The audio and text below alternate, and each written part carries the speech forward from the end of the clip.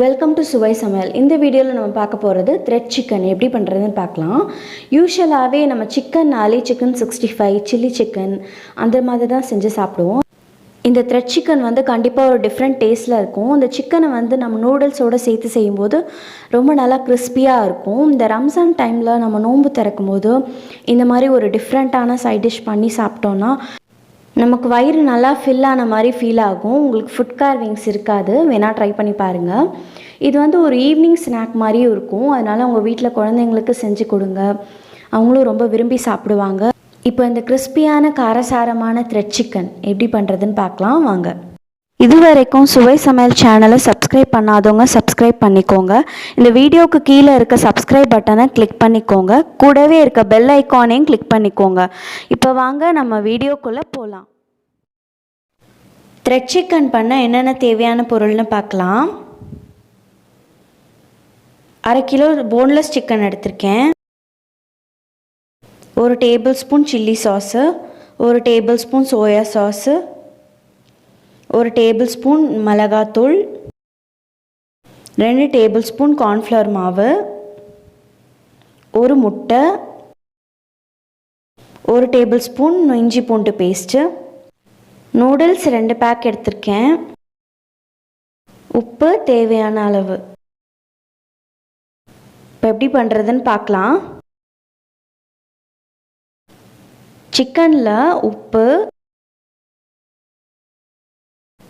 மிளகாத்தூள்,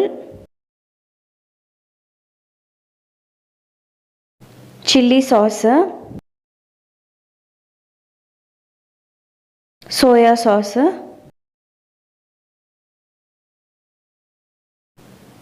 கார்ன்ஃப்ளவர் மாவு, இஞ்சி பூண்டு பேஸ்ட்டு எல்லாம் சேர்த்து நல்லா கலந்து விட்டுக்கோங்க. இந்த மாதிரி உங்கள்கிட்ட சில்லி சாஸ் சோயா சாஸ் இல்லாட்டியும் பரவாயில்ல, அதை சேர்த்தா இன்னும் கொஞ்சம் எக்ஸ்ட்ரா ஃப்ளேவர் வருன்றதுனால நான் சேர்த்துருக்கேன். அப்புறம் கடைசியாக ஒரு முட்டை போட்டு நல்லா கலந்து விட்டுக்கோங்க.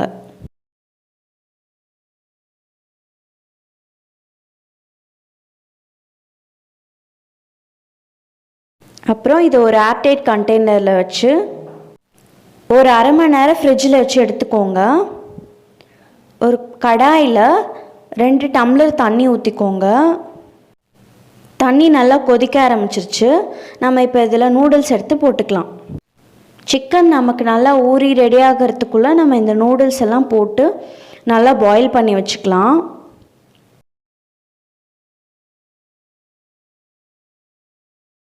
நூடுல்ஸ் போடும்போது எப்போவுமே கொஞ்சமாக தண்ணி ஊற்றுங்க. அப்போ தான் நல்லா நூடுல்ஸ் வந்து பேஸ்ட் மாதிரி ஆகாமல் நல்லா பொல பொலன்னு வரும்.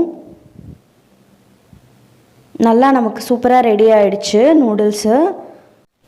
இது ஒரு தட்டில் கொட்டி நல்லா ஆற வச்சிடலாம். அந்த ஆறின நூடுல்ஸில் 2 டேபிள் ஸ்பூன் கார்ன்ஃப்ளவர் மாவு போட்டுக்கோங்க. போட்டு நல்லா கலந்து விடுங்க. இந்த மாதிரி அது எல்லா நூடுல்ஸ்லேயும் அந்த கார்ன்ஃப்ளவர் மாவு நல்லா ஒட்டுற மாதிரி கலந்து விட்டுக்கோங்க. தனித்தனியாக பிரித்து எடுத்து தண்ணி கம்மியாக ஊற்றுனதுனால தான் நமக்கு நூடுல்ஸ் இந்த மாதிரி நல்லா வந்திருக்கு. கார்ன்ஃப்ளவர் மாவு எல்லா இடத்துலையும் படுற மாதிரி உதுத்து விட்டு நல்லா இந்த மாதிரி கிளறிக்கோங்க. இப்போது அந்த நூடுல்ஸ் எடுத்து ஒரு தட்டில் பரப்பி வச்சுக்கோங்க. இப்போது சிக்கன் எடுத்து அந்த நூடுல்ஸ் மேலே வச்சு நூடுல்ஸை வந்து அது மேலே போட்டு நல்லா ரோல் பண்ணிக்கோங்க. இந்த மாதிரி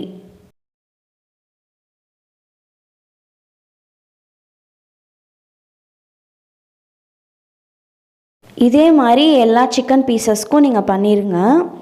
நம்ம கார்ன்ஃப்ளவர் மாவு நூடுல்ஸில் போட்டதுனால நல்லா கிறிஸ்பியாக வரும். இந்த மாதிரி நம்ம எல்லா சிக்கன் பீசஸ்லேயும் நூடுல்ஸை ரோல் பண்ணி வச்சாச்சு.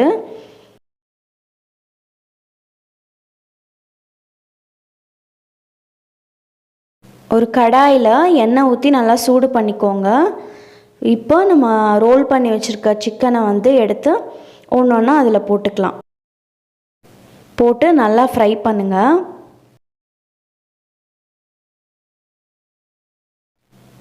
அப்பப்போ சிக்கன் பீசஸை வந்து நல்லா திருப்பி விட்டுக்கோங்க. இந்த மாதிரி நல்லா கோல்டன் ப்ரௌன் ஆகிற வரைக்கும் ஃப்ரை பண்ணணும்.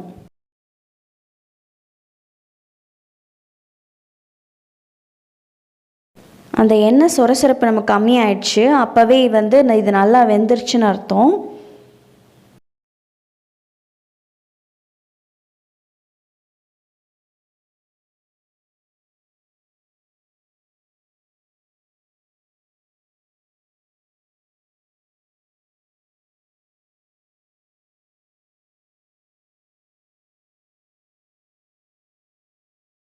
மாதிரி நல்லா திருப்பி போட்டுக்கோங்க.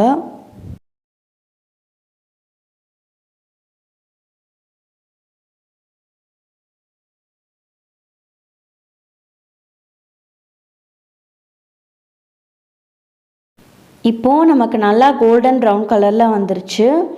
இதை தனியாக ஒரு பிளேட்டில் எடுத்து ட்ரான்ஸ்ஃபர் பண்ணிக்கோங்க. நம்ம ரோல் பண்ணி வச்சுருக்க மற்ற சிக்கன் பீசஸையும் எடுத்து அதே மாதிரி ஃப்ரை பண்ணிக்கோங்க.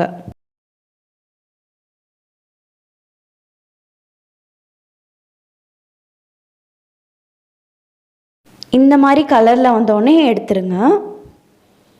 நமக்கு சூப்பராக த்ரெட் சிக்கன் ரெடி ஆகிடுச்சு. நம்ம ரோல் பண்ணி வச்ச அந்த பாயில்டு நூடுல்ஸ்லாம் தனித்தனியாக வெளியே பிரிஞ்சு போகாமல் எல்லாம் நல்லா ஒன்றா சேர்ந்து நல்லா சூப்பராக ரெடி ஆகிடுச்சு. அந்த அவுட்டர் பேட்டில் இருக்க அந்த நூடுல்ஸோட கிறிஸ்பினஸ்ஸு, அதுக்கப்புறம் அந்த உள்ளே இருக்க சிக்கனோட காரசாரமான நல்லா ஜூஸியான டேஸ்ட்டு எல்லாமே ரொம்ப சூப்பராக இருக்குது.